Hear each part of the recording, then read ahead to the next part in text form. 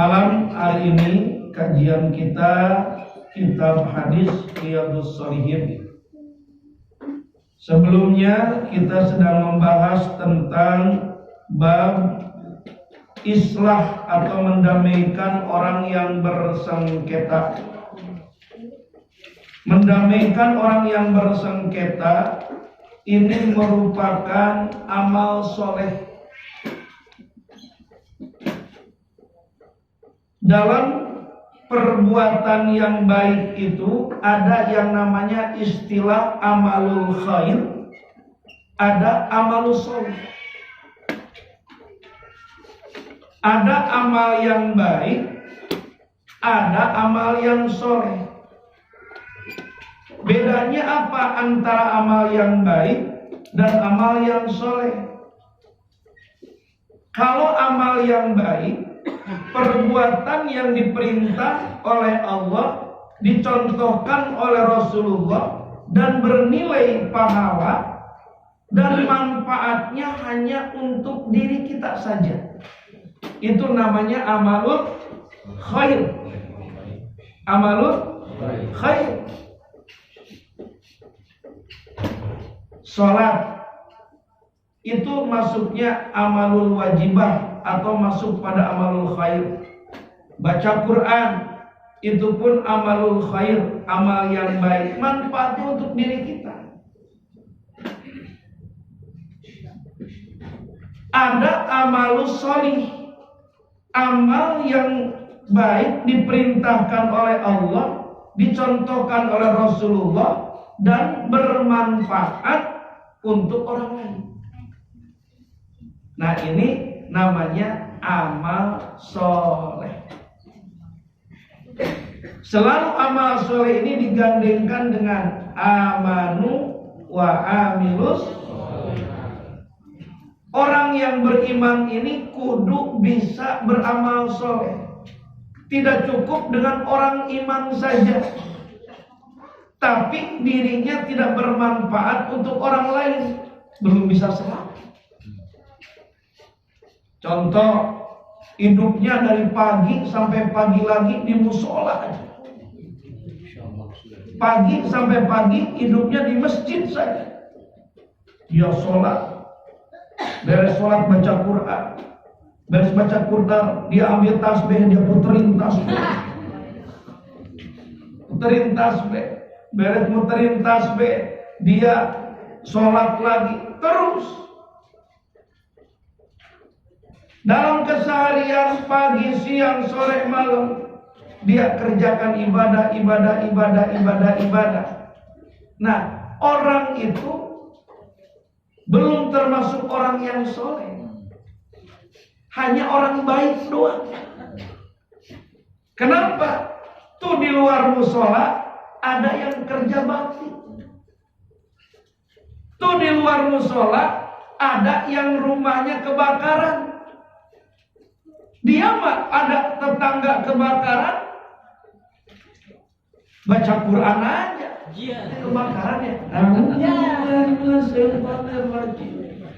Dia orang baik, tapi bukan orang soleh, bukan orang soleh. Maka hidupnya tidak akan bisa ketemu berkah. Orang soleh ini, amal soleh adalah perbuatan yang baik diperintah oleh Allah, dicontohkan Rasulullah, bermanfaat untuk orang lain. Nah, itu namanya amal soleh. Kita ngajarin ngaji kepada orang lain, ada manfaatnya kecerdasan kita, itu amal soleh.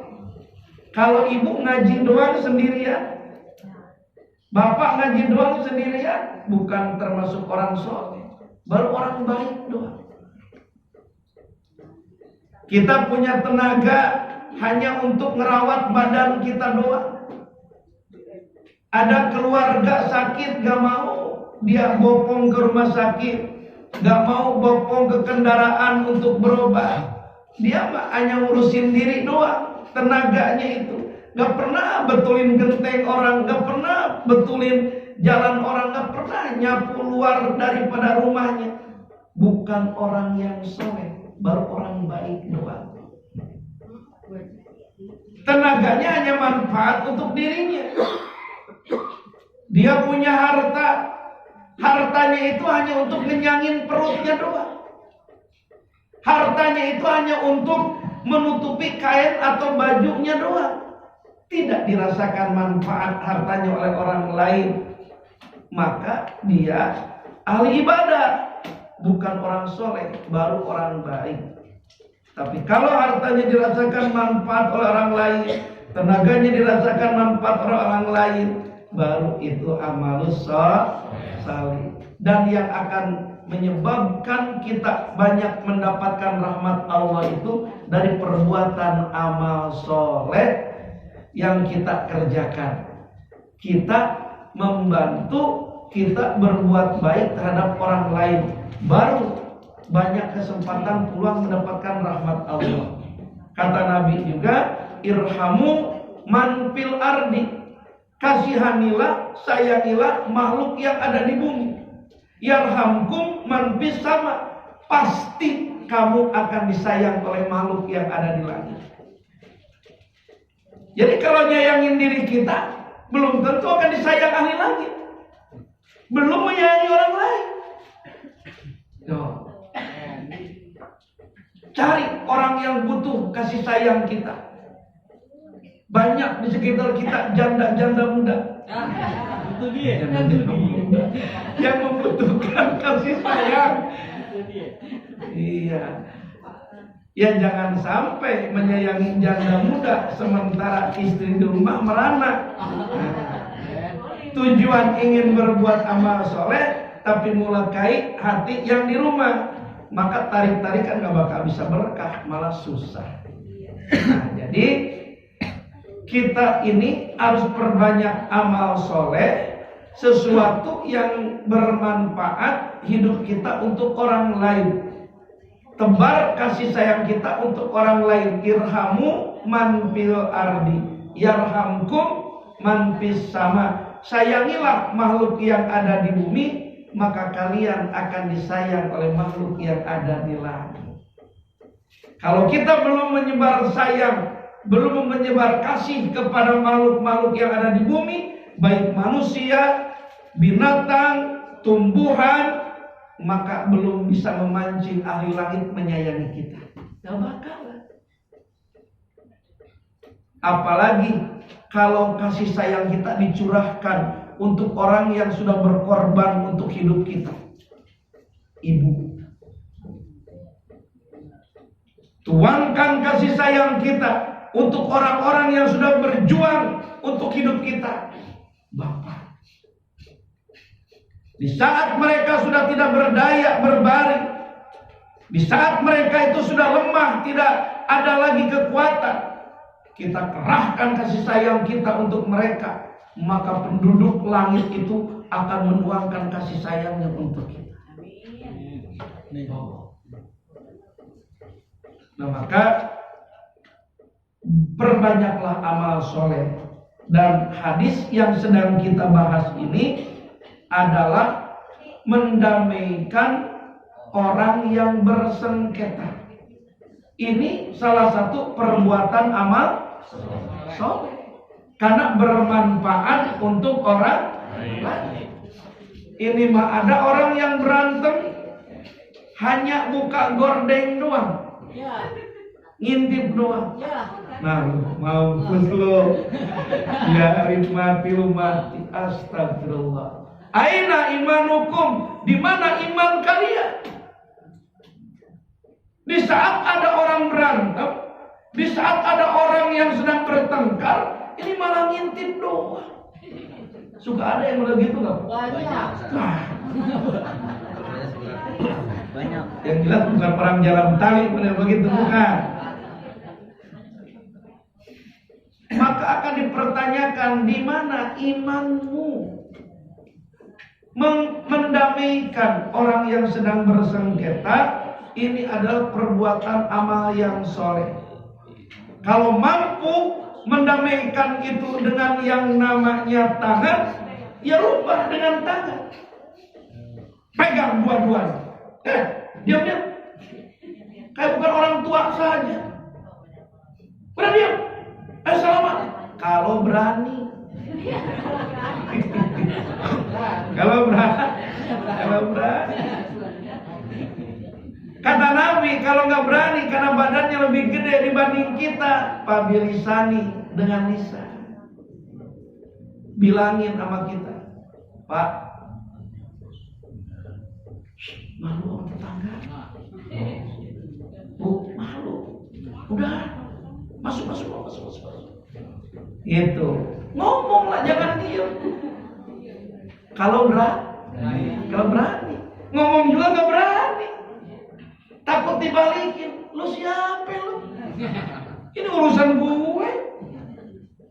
Kenapa ikut campur rumah tangga gue? Udah bingung digituin.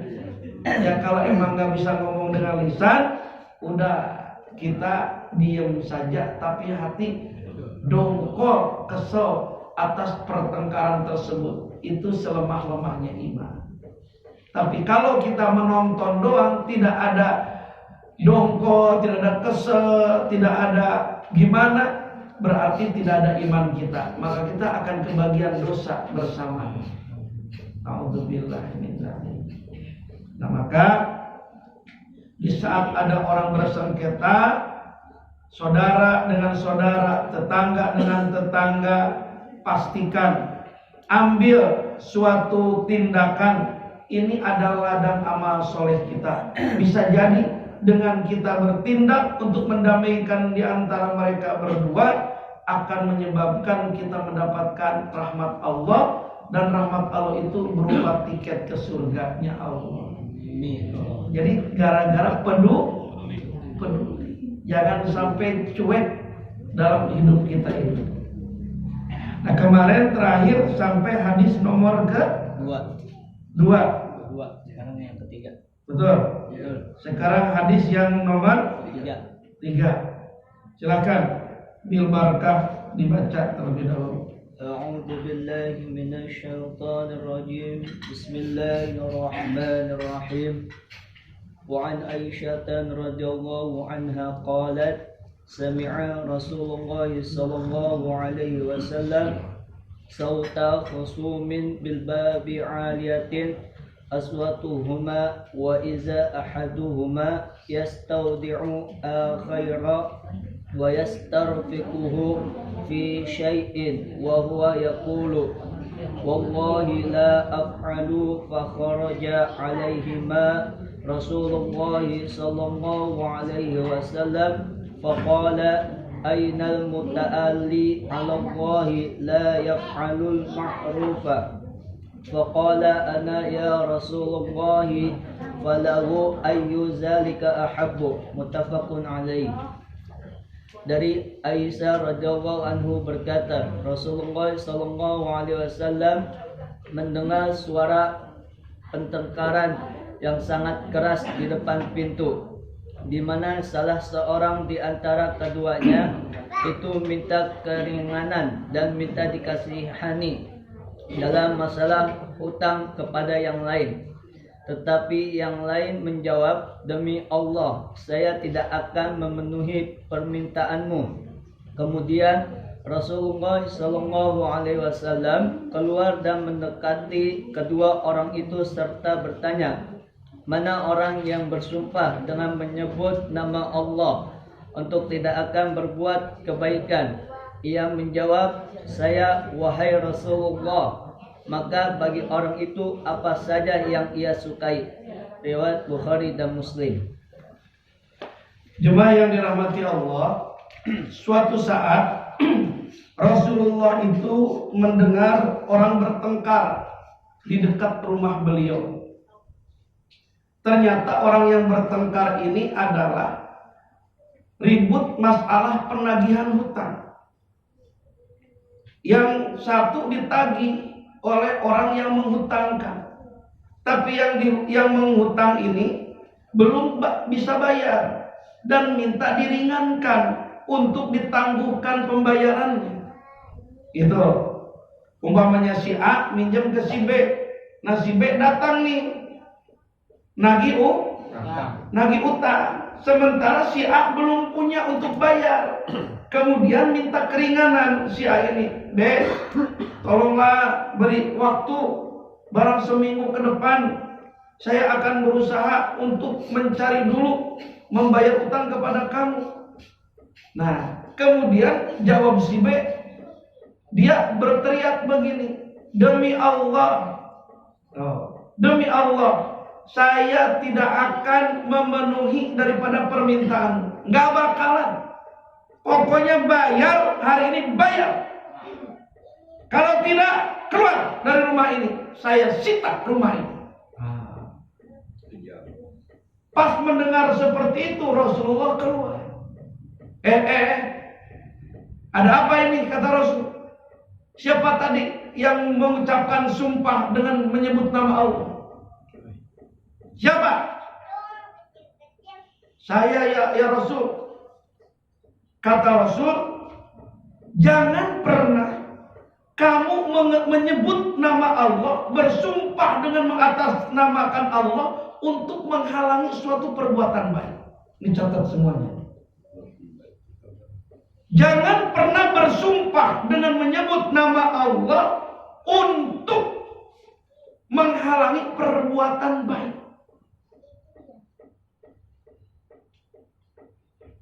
Allah melarang dalam firman-Nya, janganlah kamu menjadikan nama Allah sebagai penghalang dalam sumpahmu, tidak akan berbuat kebaikan dan ketakwaan atau mendamaikan di antara manusia. Dilarang kita bersumpah menyebut nama Allah untuk menghalangi kebaikan. Si orang ini bersumpah, demi Allah, saya nggak bakalan memenuhi permintaanmu, nggak bakal saya ringankan.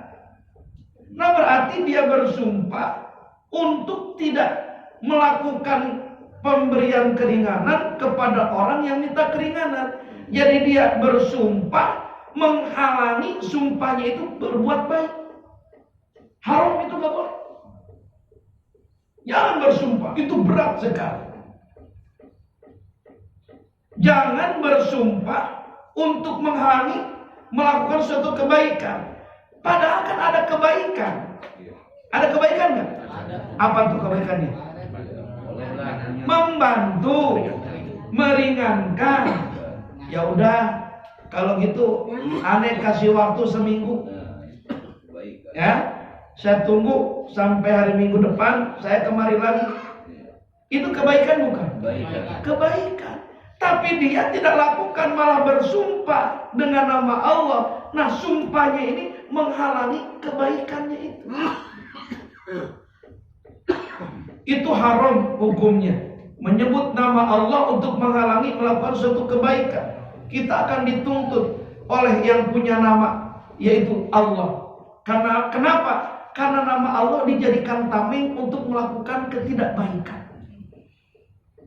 Ini nama Tuhan dijadikan ganjelan untuk tidak melakukan kebaikan. Tidak ridho.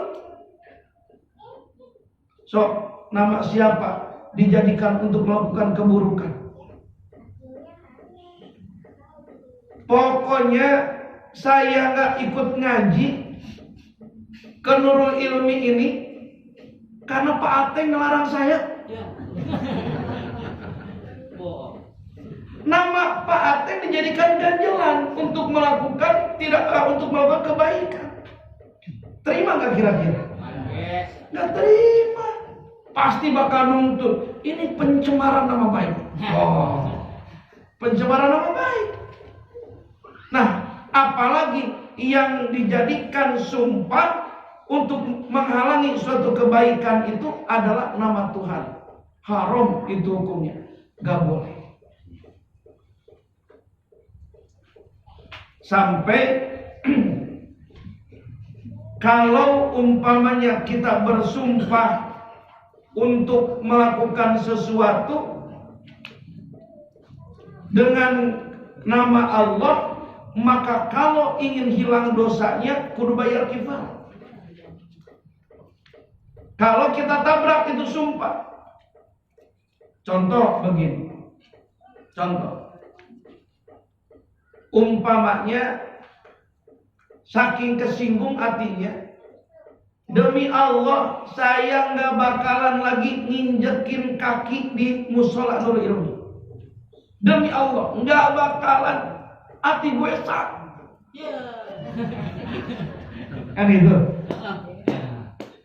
Dia, padahal di Nurul Ilmi ada berjamaah, berarti akan terhad dengan sumpahnya. Ada pengajian di Nurul Ilmi, dia akan terhalang dengan sumpahnya melakukan pengajian. Dia sudah melakukan sesuatu yang dilarang oleh Allah. Ternyata ada pengumuman pembagian sembako.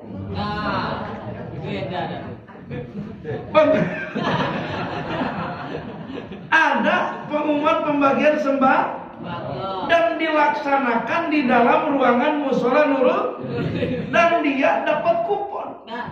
Nah, konflik dah. Dapat kupon.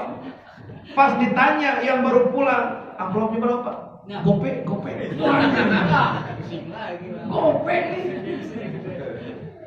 Beras 100 kilo. Padahal sudah sumpah tidak akan menginjak lagi musola Nurul Ilmi. Demi Allah, dia kalau menginjakin ini haram hukumnya. Haram dia kalau masuk. Sementara panitia tidak akan menyerahkan sembako itu kecuali diambil oleh tangan orang yang bersangkutan. Dia planning tuh.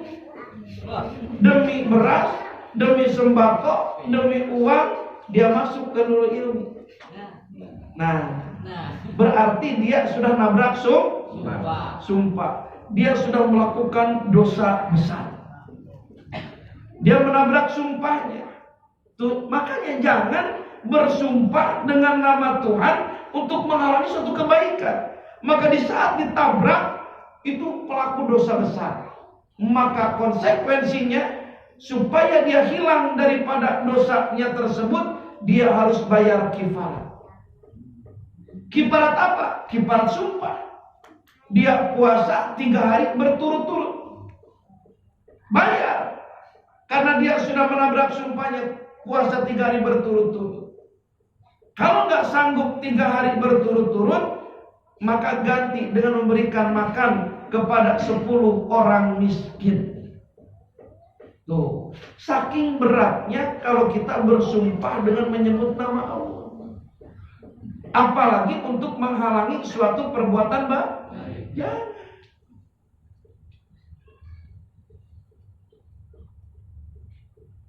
Ada sebuah larangan kita mengikuti orang yang sering bersumpah dengan nama Allah. Kenapa? Karena orang yang sering bersumpah dengan nama Allah itu, dia suatu saat akan melanggar daripada sumpah tersebut. Maka di saat kita melanggar, orang itu melanggar daripada sumpahnya, maka laknat Allah akan diberikan kepada orang tersebut. Maka kita dilarang, kata Rasul, mengikuti orang yang bersumpah, yang sering sumpah dengan nama Allah. Kenapa? Di saat dia melanggar daripada sumpahnya tersebut, laknat Allah turun, maka kita pun akan kebagian laknatnya. Hati-hati makanya. Maka ngeri para pejabat yang disumpah dengan nama Allah, apalagi di bawah Al-Quran. Demi Allah, oh, kan itu udah bersumpah, saya akan menjalankan sebaik-baiknya tugas yang diberikan kepada saya selama 5 tahun ke depan. Dan saya terus bla bla bla. Kalau dia langgar tuh sumpah, maka dia itu sudah melakukan suatu pekerjaan dosa besar, dan laknat Allah turun atas sumpahnya yang dilanggar. Dan kita dekat orang itu, maka akan kebagian laknat daripada orang tersebut. Jangan dekat-dekat. Di saat kita mengetahui ada orang yang sudah mengangkat sumpah demi Allah, tapi dia langgar itu sumpahnya, maka dia sudah melakukan dosa besar, maka Allah melaknatnya, dan kita ada dekatnya, kita pun akan kecepretan laknat tersebut. Ya. Maka ngeri orang sering mengangkat sumpah demi Allah, tapi diabaikan janji dan sumpahnya tersebut, itu dosa besar. Nah, maka Rasulullah di sini keluar pas mendengar ada orang yang bersumpah, demi Allah saya nggak bakalan memberikan keringanan kepada kamu, demi Allah. Maka Rasul keluar, siapa yang bersumpah dengan nama Allah untuk menghalangi suatu perbuatan baik? Saya Rasul. Oh, kalau begitu kata Rasul, kamu akan mendapatkan apa saja yang kamu sukai, tapi kamu tidak akan mendapatkan apapun dari Tuhanmu. Tuh. Kamu akan dapatkan apa yang kau inginkan, menyita tuh rumahnya, menyita tuh motornya, menyita tuh hartanya, tapi gak bakalan dapat rahmat dari Tuhan. Coba kasih keringanan. Dalam hadis Imam Muslim, Pak, dalam hadis Imam Muslim, barang siapa yang memberi penangguhan pembayaran utang kepada seseorang, maka sepanjang itu utang ditangguhkan, orang tersebut mendapatkan pahala sodako sebesar utang tersebut pikul yaum, setiap hari. Contoh, Pak Ronji minjemin uang ke Pami, nggak banyak, hanya 500 juta. Buat apaan, Wi? Iya. Di motor. Nih, Mi, pinjemin. Kapan bayarnya, Mi? Nanti pas 1 Ramadan. Pak, saya bayar. Umpamanya lah 10 juta, taruh 10 juta. Nah, maka Pami beli motor, minjem. Sampai 1 Ramadan ditagihlah. Karena nggak ada kunjung datang ke Pak Ronji. Mi, mana utangnya 1 Ramadan? Janjinya waktu itu 1 Ramadan. Aduh, Pak, saya belum punya. Kemarin saya bayar ini, bayar itu di kampus, jadi belum ada lagi. Saya sama orang tua juga belum ada. Tolong ya Pak, minta keringanan, nanti 1 Syawal saya kasih Pak. Saya nunggu nerima pembagian zakat dulu. Pembagian zakat. Nah, kata Pak Haji, ya udah kalau gitu Mi, catat ya, nanti 1 Syawal jangan lupa utangnya dibayar. Perbuatan baik bukan Pak? Baik. Pak Ronji melakukan suatu kebaikan, memberikan penangguhan utang kepada Pak Fahmi. Nah, maka setiap hari Pak Ronji ini akan mendapatkan pahala di buku amal Pak Ronji. Setiap hari bersedekah 10 juta. Sampai uang itu dibayarkan. Tuh. Gimana gak baik, Allah coba bayangkan. Hanya kitanya yang mengabaikan kebaikan dari Allah. Kan kadang-kadang kita gak bisa.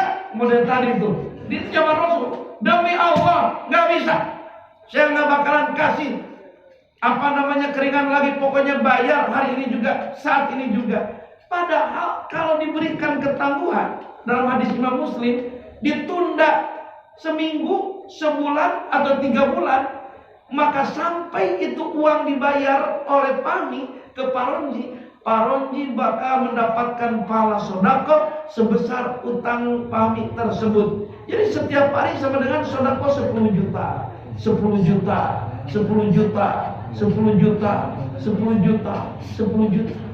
Coba tuh bisa dua. Tapi kadang-kadang nih orang, nanti kan bakal dibayar.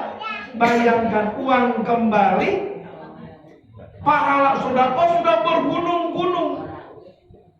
Itu daripada kerahiman, kemuliaan, daripada hati orang yang beriman. Hadiah dari Allah itu. Loh, jadi gak usah terlalu ngotot. Bu Haji, saya belum bisa bayar kontrakan, Bu Haji. Bulan besok ya, 2 bulan sekaligus. Oh ya udah. Berarti ada 1 bulan ini akan jadi ladang sodako. Akan jadi ladang sodako. Per hari itu nilainya. Sampai itu orang bayar 2 bulan sekaligus. Kalau udah dibayarkan mah udah nggak ada ladang sedekah lagi. Tuh, orang baik akan diberikan kebaikan oleh Allah. Ya, Bu? Iya. Jadi kalau ada orang yang mau bayar utang cepet-cepet, jangan, ntar dulu deh.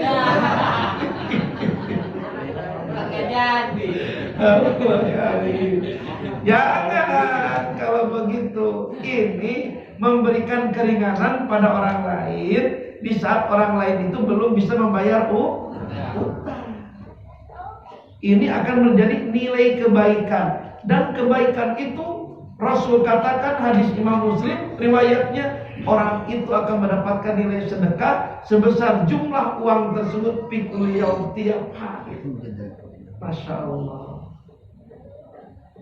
Ustaz, bagaimana kasusnya begini? Pahmi bukan gak punya duit, pas tanggal 1 Ramadan itu banyak, baru dapat bonus. Ada di dompetnya, saya lihat 100 juta. Dompetnya gede apaan?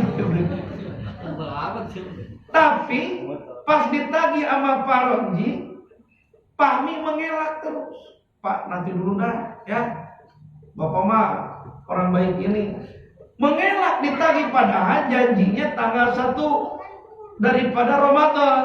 Tapi Pahmi mengabaikan janji tersebut. Dintar lagi, padahal uang untuk bayarnya ada. Apa kata Rasul? Orang yang menunda pembayaran utang. Pernah dengar? Belum. Grup B, ibu-ibu. Dilemparin pertanyaan kepada grup.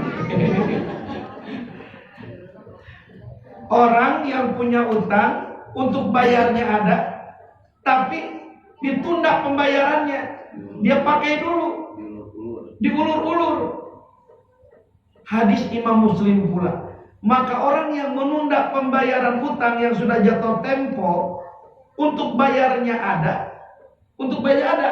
tapi dia tunda-tunda, nggak punya niat. Biarin aja deh, gitu. Dia belum nagih ini, padahal kan udah tahu, udah perjanjian tanggal 1 Ramadan, uang untuk bayarnya ada. Maka dari mulai tanggal 1 Ramadan, Pahmi untuk bayar uangnya ada 10 juta, tapi dientar-entar, paronya orang baik ini tidak ada niat untuk bayar. Maka satu langkah kemanapun Pahmi itu berjalan, terhitung 1 dosa.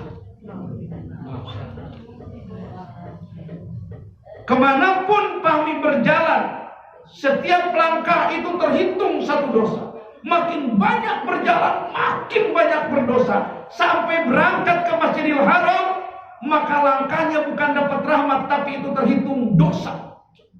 Kenapa? Dia sudah berjanji untuk bayar utang, sampai pada waktu yang sudah ditetapkan, uang untuk bayarnya ada, tapi tidak punya niat untuk membayar. Maka ancaman dari Allah, orang yang menunda pembayaran utang dan uangnya ada untuk pembayaran tersebut, kemanapun dia melangkah, 1 langkahnya itu akan terhitung dosa. Coba, berat sekali itu. Dia melangkah jadi dosa, melangkah makin banyak dosa, makin banyak jauh melangkah, makin terkumpul dosa.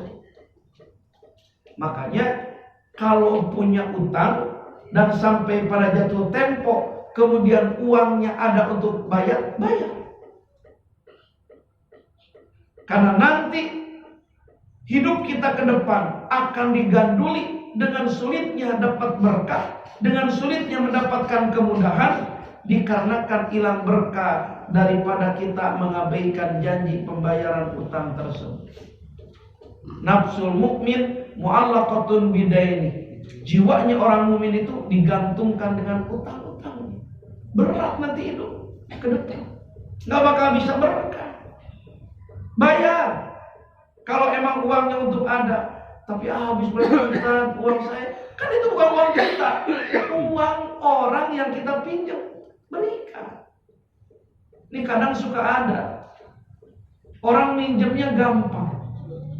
Kalau minjemnya Gampang. pas ditagih susah. Ada nggak model orang begitu? Allah.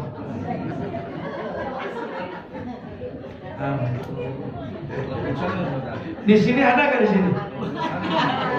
Ya? Sebelah. Perusahaan punya utang ke kita.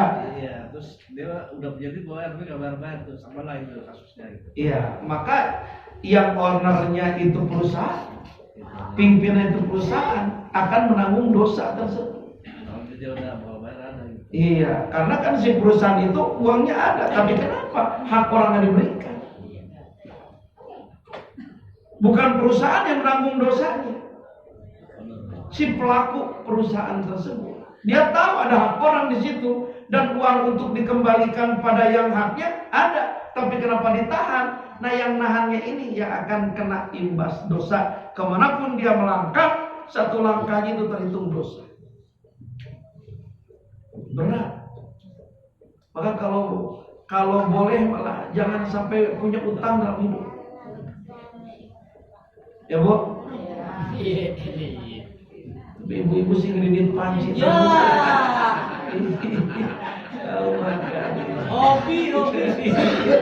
Hobi. Utang udah habis, pingin utang lagi. Hobi berarti itu namanya bener. Ya. Nah, jadi hikmah di sini dalam hadis yang nomor ketiga, di saat ada pertengkaran, relailah itu pertengkaran karena bentuk amal soleh.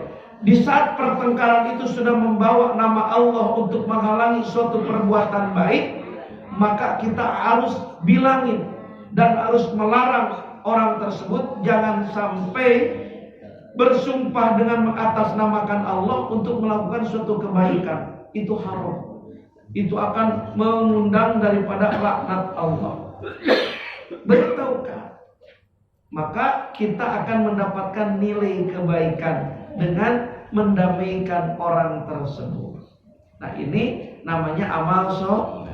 Di balik amal soleh ini bakal ada banyak janji, bakal ada banyak kebaikan yang Allah akan berikan untuk kita. Jadi jangan sampai cuek. Jangan sampai cuek. Ustaz, ini mah yang berantem di dalam rumah, bukan di depan rumah.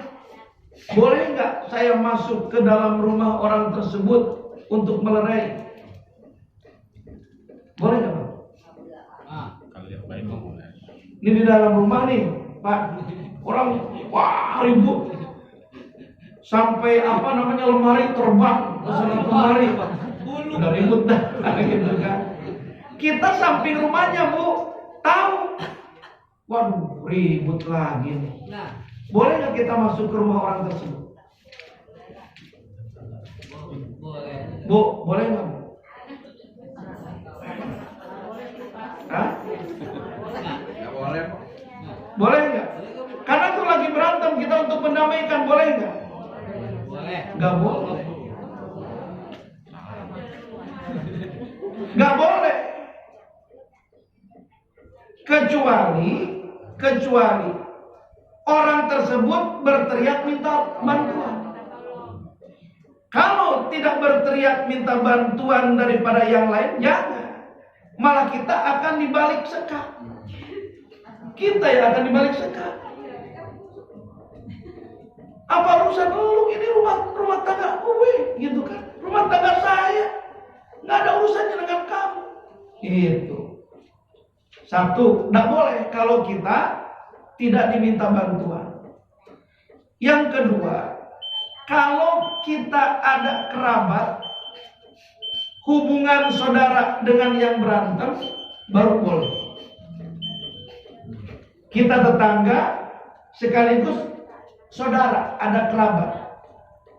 Nah, maka kalau ini orang berantem, maka kita masuk ke dalam rumahnya, tapi ada hubungan kerabat dengan kita, itu baru boleh. Baru boleh. Kan hak bertetangga itu terbagi 3. Ada hak tetangga semuslim, ada hak tetangga di samping muslim, saudara. Saudara, ada hubungan darah. Yang ketiga, ada hak tetangga hanya minanas, samimanas, beda agama. Ada hak bertetangga doang, itu beda agama. Kemudian ada hak bertetangga dan hak sesama muslim, 2. Yang ketiga ada hak bertetangga karena rumahnya kisaran di situ 40 rumah, kemudian muslim dan saudara. Nah itu diatur tuh. Kalau kita tidak ada hubungan dengan orang yang berantem tersebut, darah, saudara, hanya tetanggaan doang semuslim, itu tidak boleh masuk. Tapi kalau kita tetanggaan, tinggal di situ, kemudian sesama muslim dan kita ada hubungan darah, maka boleh masuk ke situ untuk melerai. Kita harus bisa menempatkan sebagai tetangga. Tujuannya baik, tapi harus dengan aturan yang baik. Karena kalau saudara nggak bakal diapa-apakan, kita masuk nih, kita tunjuk-tunjuk saja nggak bakal jadi masalah. Dia nggak bakal balik-balikin orang saudara kita. Lu yang udah pada tua begini, malu.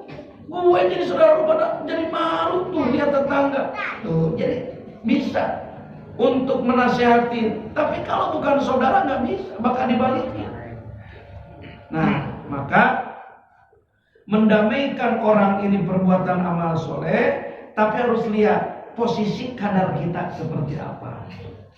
Ya, kalau depan rumah silakan seperti Rasul di sini. Kenapa? Karena itu sudah hak umum. Tapi kalau di dalam rumah lain, harus ada aturan. Kalau di jalan itu udah hak umum, siapa saja boleh melerai. Tapi kalau dalam rumah nggak ada hak kita kalau bukan saudaranya masuk ke dalam rumah tersebut. Kecuali ada teriakan minta tolong, baru ada hak kita untuk memberikan bantuan. Gimana kalau ketua RT atau ustadz gitu? Di sekitar situ ada ketua RT atau ustadz gitu. Nah, kalau di situ ada ketua RT ataupun ada tokoh agama, kan ada perintah Allah di situ, atiullaha wa atiur rasul wa ulil amri minkum. Maka kalau kita bukan siapa-siapa di situ, lari ke RT. Pak RT, ini berantem, hak Pak RT mendamaikan warganya. Kemudian kita bukan siapa-siapa dengan itu, lari ke Ustadz.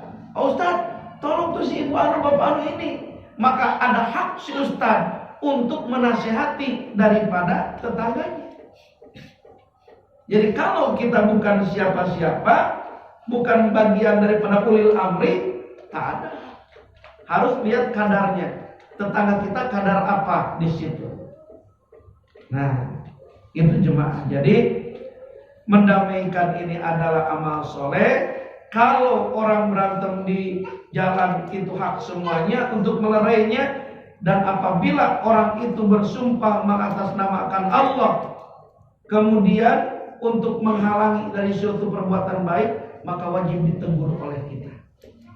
Jangan sampai melakukan kata-kata sumpah tersebut. Jelas? Jadi mendamaikan ini ada aturannya. Satu lagi, artinya saja.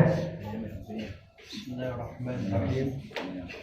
Dari Abu Abbas Sahal bin Sa'ad As-Saidiyah radhiyallahu anhu bahwasannya Rasulullah sallallahu alaihi wasallam mendengar berita bahwa di kalangan Bani Amr bin Auf terjadi persengketaan, maka Rasulullah sallallahu alaihi wasallam pergi ke sana untuk mendamaikan mereka dengan dikawal oleh beberapa orang sahabat.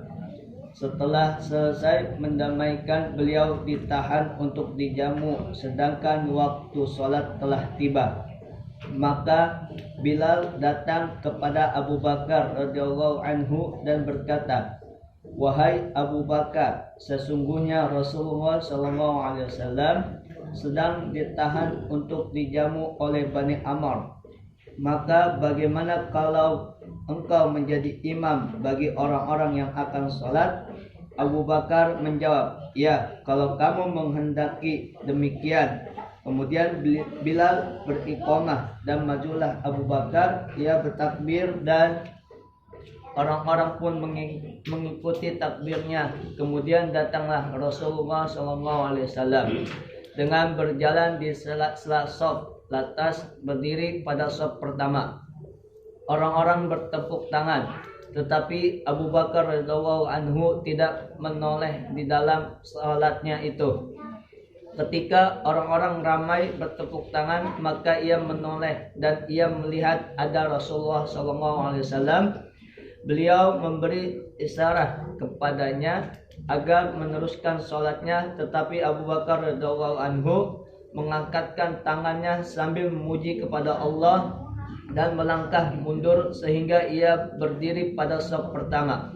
Lantas Rasulullah SAW maju untuk mengimami mereka. Setelah selesai sholat, beliau berpaling kepada para sahabat dan bersabda, wahai sekalian manusia, kenapa ketika terjadi sesuatu di dalam sholat kamu sekalian bertepuk tangan? Sesungguhnya bertepuk tangan adalah untuk orang-orang perempuan. Siapa yang mengalami sesuatu di dalam sholatnya, maka hendaklah ia mengucapkan subhanallah. Dan yang menjadi imam bila mendengar ada orang mengucapkan subhanallah, maka hendaknya ia menoleh. Wahai Abu Bakar, apakah yang menghalangi kamu untuk meneruskan menjadi imam ketika aku memberi isyarat kepadamu? Abu Bakar menjawab, tidaklah pantas bagi anak Abu Quhafah untuk menjadi imam di hadapan Rasulullah SAW. Hadis riwayat Bukhari dan Muslim. Jadi suatu hari Rasulullah itu datang dengan Abu Bakar, dengan Bilal, dengan sahabat yang lain ke suatu daerah Bani Amr karena melakukan persengketaan. Akhirnya didamaikan sama Rasul. Setelah selesai damai, maka Rasul dijamu oleh Bani Amr tersebut. Nah, di saat dijamu tersebut masuk waktu sholat. Maka Bilal sudah mengumandangkan azan, tapi Rasulullah masih ditahan untuk dijamu oleh Bani Amr. Sehingga para sahabat, bagaimana ini sholat udah masuk, kita sudah qabliyah, tapi Rasul masih ditahan di Bani Amr, gitu. Akhirnya bagaimana Abu Bakar kalau engkau jadi imam? Nah, maka akhirnya setuju Abu Bakar jadi imam, Bilal iqamah. Maka di saat takbir, Abu Bakar, sahabat ikut takbir kepada Abu Bakar. Nah, di saat terjadi udah dijalankan itu sholat, datanglah Rasulullah. Maka Rasulullah langsung menuju ke shaf pertama. Di saat para sahabat melihat ada Rasul, maka sahabat yang lain itu pada bertepuk, gitu, ngasih tahu ke Abu Bakar bahwa ada Rasulullah. Tapi Abu Bakar terus saja melanjutkan daripada sholatnya. Terus para sahabat terus menepuk-nepuk. Akhirnya Abu Bakar menoleh. Pas Abu Bakar menoleh, di belakangnya ada Rasulullah. Seketika Abu Bakar mundur. Maka di saat Abu Bakar mundur, Rasulullah maju dan melanjutkan sholatnya sampai selesai. Maka setelah selesai sholat, Rasulullah berbalik kepada para sahabat. Para sahabatku, kenapa kalian malah bertepuk tangan di saat ada sesuatu yang terjadi dalam pelaksanaan sholat? Padahal tepuk tangan itu bukan untuk kalian, tapi untuk para wanita. Ini dalil bahwa kalau ada sesuatu kesalahan imam atau memberitahukan imam dari makmum dan kita laki-laki, bukan dengan tepuk tangan. Kata Rasulullah, seharusnya kalian itu ucapkan subhanallah. Kenapa kalian pada tepuk tangan? Karena si makmum ini ingin ngasih tahu kepada Abu Bakar bahwa Rasulullah datang, tapi sudah dalam keadaan sholat. Nah, ini larangan. Kalau ada imam salah, kita memberitahukannya dengan tepuk tangan. Bagi laki-laki, ini untuk perempuan. Dan tepuk tangan yang dilakukan bukan begini, Ibu. Bukan. Kalau ada pemberitahuan, imam umpamanya berdiri rakaat yang ke-5 di sholat isya itu. Kok salah nih imam naik ke-5? Batal sholat. Bukan begini. Tapi ibu tepukkan telapak tangan kanan di punggung telapak tangan kiri. Begini. Dan jangan berturut-turut. Ya. Tepuk saja. Nah, ini pemberitahuan kalau wanita ikut sholat dan imam ada yang salah atau sholat itu ada yang salah dengan tepuk tangan. Tapi kita bapak-bapak, di saat ada imam salah, maka pemberitahuan kepada imam tersebut dengan ucapan Subhanallah. Jadi tidak ada keterangan di saat imam itu salah baca surah kudu dibetulkan dengan kita di belakang. Nggak ada.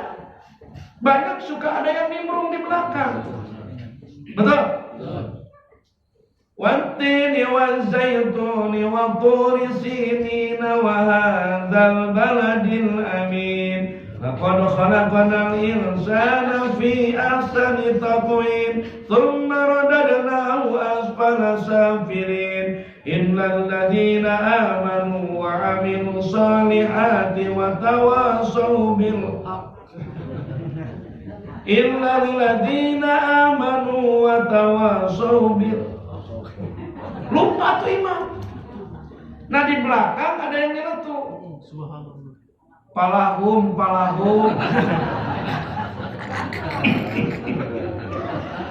Batal itu sholat. Mending satu orang yang kasih tahu. 3 orang. Kalau 3 orang bakal jadi rame. Bagaimana kalau banyak orang? Ini bicara. Imam pusing. Yang satu palahum. Yang satu illal ladzina amanu amilus solihati palahum. Yang satu makarimu. Tidak ada. Kesalahan sholat itu hanya boleh diberitahukan dengan ucapan Subhanallah. Udah, kalau imam salah bacaan surahnya biarkan saja. Toh tidak disampaikan sampai selesai juga tetap sholatnya sah. Tetap sholatnya sah. Bahkan langsung ruku pun sah. Tidak diganti dengan surah yang lain. Innal ladzina amanu wa 'amilus solihati wa Karena kalau sudah imam salah itu gemeteran. Apalagi ada orang-orang pintar di belakang. Itu udah grogi. Dikasih tahu makin kacau demikian. Maka biarkan saja. Nah kita jadi imam kalau salah jangan nyari surah yang lain, udah langsung ruku saja. Karena tidak ada kewajiban untuk menyelesaikan sampai akhir surah. Boleh kita ngambil 1 ayat 2 ayat. Waladhdallin.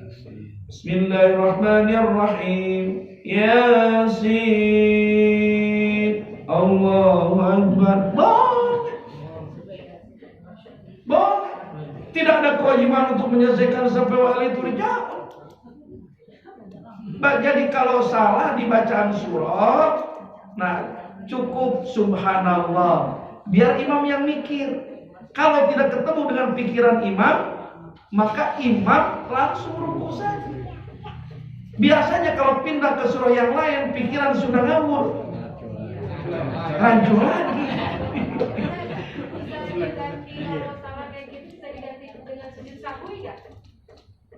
Nah, penggantian sujud sahwi itu apabila ketinggalan dari sunnah abad sholat. kalau kesalahan dalam baca surah tidak harus diganti dengan sujud sahwi. Karena surah tidak dibaca pun sholat tetap sah. Kalau lupa tidak tahiyat awal, baru tuh ganti dengan sujud sahwi. Kalau jumlah rakaatnya salah, nah itu ganti dengan sujud sahwi. Kalau salah surah mah tidak harus diganti dengan sujud sahwi. Karena tidak dibaca surah pun tetap sah. Ya. Nah ini akhirnya Rasulullah maju ke depan. Kenapa kata Rasul? Kenapa Abu Bakar kamu tidak menyelesaikan sholat sampai akhir malah mundur? Nah, maka jawaban daripada Abu Bakar, ya Rasul, tidak layaklah dari seorang Abu Quhafa untuk menjadi imam sementara di belakang ada makhluk yang mulia. Ada makhluk yang mulia, tidak layak. Jawaban daripada Abu Bakar. Maka Abu Bakar mundur. Maka spontanitas Nabi maju. Nah ini pun menjadikan suatu hukum dalam fikih. Kalau ada imam salah atau batal tidak bisa melanjutkan itu yang namanya sholat, maka yang belakang maju. Tidak harus maju sampai di depan di sini. Yang penting bedakan dengan sop yang berjajar sebelumnya. Maju selangkah. Lanjutkan. Kalau lagi bacaan di rakaat kedua, ya di rakaat kedua. Lanjutkan dari imam yang pertama. Ini kehususan di masa Rasulullah. Kenapa? Karena Abu Bakar bukan batal, tapi Abu Bakar tidak layak. Karena sholat ada Rasul. Yang paling utama dan yang menyebabkan diterimanya Rasul. Maka Rasul maju ke depan, Abu Bakar ke belakang. Jelas apa tidak? Kita berlaku kan? Ya? Bagi kita berlaku kan gitu. Bagi kita semuanya, kalau bagi kita tidak ada yang terpilih. Hanya dilihat daripada bacaan saja. Bacaan saja. Jadi kan kalau jadi imam, yang paling tepat imam itu adalah yang punya bacaan yang paling fasih. Yang paling fasih. Kemudian yang paling punya umur. Fasih punya umur. Kemudian paling duluan bertempat tinggal di situ. Yang punya tempat domisili di situ. Jangan tamu. Kemudian yang ahli fikih. Nah itu kategori yang jadi imam. Yang jadi imam. Maka kalau ada orang tua, kemudian fasih, anak muda fasih, maka dahulukan orang tua. Orang tua. Anak muda fasih, orang tua kurang fasih, anak muda yang fasih. Orang tua fasih, kemudian anak muda fasih. Anak muda ahli fikih, anak tua kurang fikih. Anak tua kurang fikih, maju daripada anak muda. Ahli fikih dua-duanya. Ahli fikih ini dua-duanya. Siapa yang paling duluan bertempat tinggal di lingkungan itu? Maju paling depan. Itu ada adab. Jangan main seruduk aja. Jangan mentang-mentang kita bisa. Jangan mentang-mentang kita ahli. Ada adab. Jangan melangkahi orang-orang yang ada di tempat itu. Ada bertahap kategori pemilihan imam tersebut. Ya, jelas apa tidak? Ustaz, di saat imam lagi baca surat, kemudian si makmum kan baca Fatihah, Ustaz. Nah, Kemudian si imam itu bacanya hanya Yasin, terus itu si makmum kan belum selesai baca Fatihah, gimana Ustaz? nah, kalau si imamnya bacaan surahnya pendek, kemudian kita sebagai makmum yang sudah tidak masbuk baca Fatihah, baru Maliki Yaumiddin imam sudah turun, maka kita selesaikan Fatihah sampai waladhdallin meskipun imam sudah turun ke ruku. Kemudian imam naik ke i'tidal, kita baru turun, tetap sah. Dan patokannya kalau masih tertinggal, nanti di saat ketemu di sujud pertama, kita baru nyusul, ketemu sujud pertama, itu masih sah sholatnya. Tapi kalau ketinggalan di sujud pertama, kita masih berdiri, baru batal di sholat. Karena membaca Fatihah itu sebuah kewajiban. Sebuah kewajiban harus selesaikan. Maka imam harus agak tahu diri gitu. Jangan terlalu pendek juga gitu. Kasih kesempatan mau membaca Fatihah. Dan jangan terlalu panjang. Jangan terlalu panjang. Sampai Ar-Rahman satu surah dibaca. Tidur. Begitu. Iya. Akhirnya kan makmum pada ngelayang pikirannya ke sana kemari. Nah, jadi yang paling baik itu adalah imam yang menyederhanakan bacaannya. Gitu. Bukan karena hafal bacaannya banyak, dari bacaan banyak, tidak. Kalau Rasul jadi imam, selalu Rasul memendekkan bacaan-bacaannya. Kalau sholat sendiri baru memanjangkan bacaan surah. Ya, itu namanya bijaksana. Nah, tinggal keutamaan orang Islam yang lemah dan yang fakir. Mudah-mudahan panjang umur kita lanjutkan pada kajian berikutnya. Wallahu a'lam bishawab. Subhanakallahumma wa bihamdika asyhadu an la ilaha illa anta astaghfiruka wa atubu ilaik. Walhamdulillahi rabbil alamin. Assalamualaikum warahmatullahi wabarakatuh.